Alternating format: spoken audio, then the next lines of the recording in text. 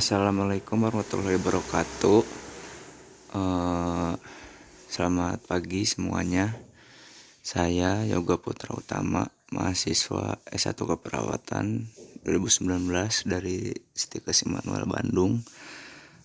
Akan melakukan sosialisasi kepada Bapak dan Ibu sekalian mengenai vaksin COVID-19. Sebelum kita mulai, apakah dari Bapak dan Ibu sudah mengetahui vaksin itu apa atau vaksin itu seperti apa? Belum? Kalau belum ada yang tahu, mari kita mulai. Jadi selama 25-30 menit ke depan, Bapak dan Ibu akan berbincang-bincang bersama saya. Tujuannya adalah setelah diberikan penyuluhan, diharapkan masyarakat dapat mengetahui dan memahami tentang penyakit COVID-19 dan penggunaan vaksin. Jadi Bapak dan Ibu dan adik-adik sekalian harap mendengarkan dengan seksama. Apa itu coronavirus? Ada yang tahu? Kalau belum, coronavirus adalah sekumpulan virus yang bisa menginfeksi sistem pernapasan. Pada banyak kasus, virus ini hanya menyebabkan infeksi pernapasan ringan seperti flu. Namun virus ini juga bisa menyebabkan infeksi pernapasan berat seperti infeksi paru-paru atau pneumonia.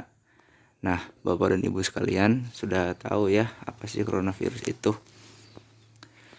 Selanjutnya adalah penyebab. Penyebab dari infeksi virus corona atau COVID-19 itu disebabkan oleh coronavirus, yaitu kelompok virus yang menginfeksi sistem pernapasan.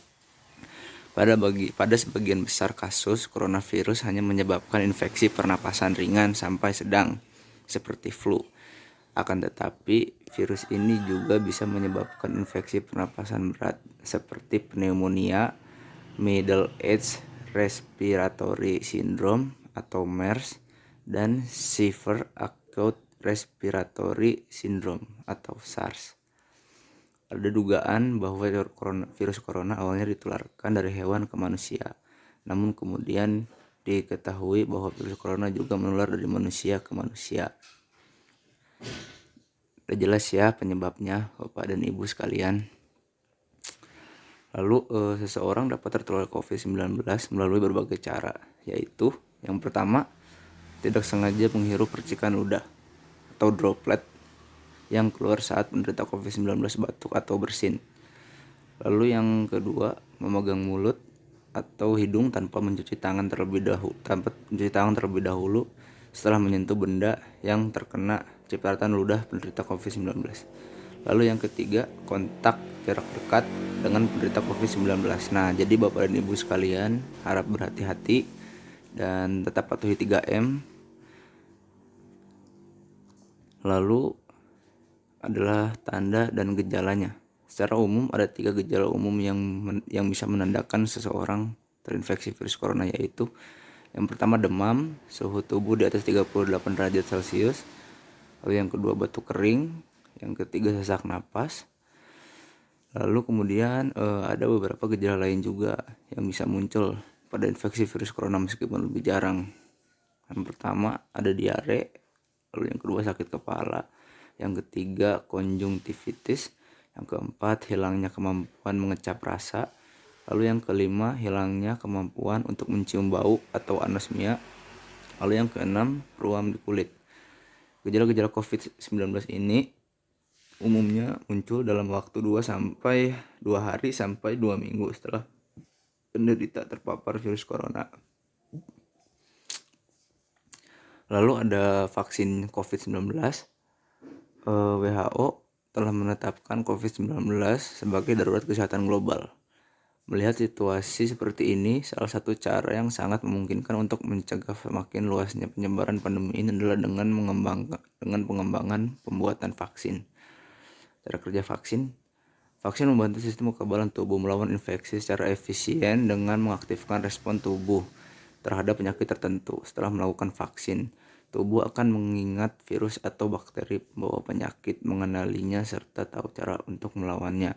Vaksin yang digunakan untuk vaksinasi mendatang di Indonesia bukan vaksin yang digunakan untuk uji klinis. Vaksin yang digunakan sudah diberi izin oleh pihak BPOM karena kandungan dalam vaksin dipastikan aman. Nah, jadi untuk Bapak dan Ibu sekalian, jangan takut-takut untuk divaksin ya, karena sudah teruji dan diberikan izin oleh pihak BPOM. Nah,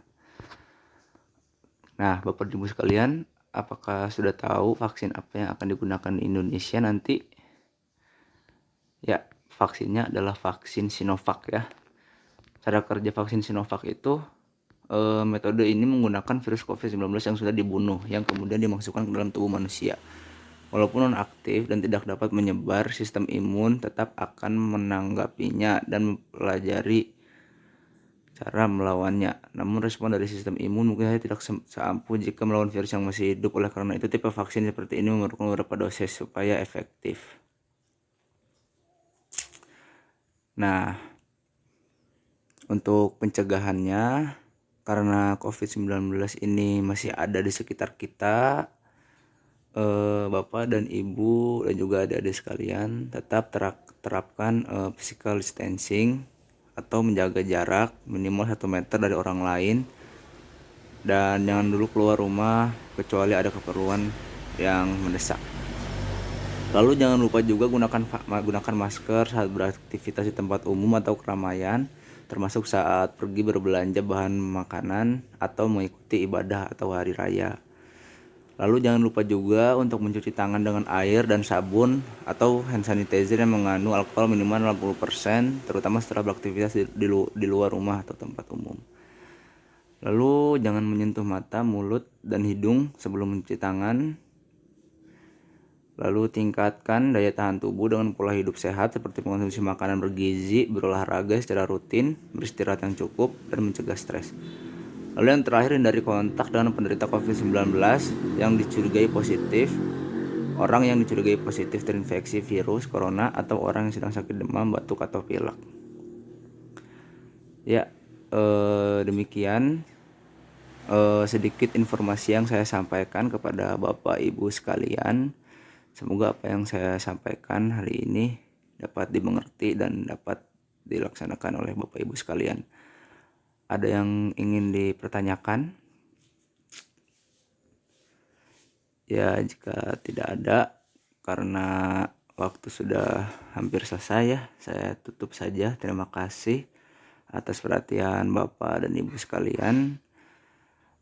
Mohon maaf bila masih ada kekurangan, harap dimaklumi. Assalamualaikum warahmatullahi wabarakatuh. Selamat pagi semuanya.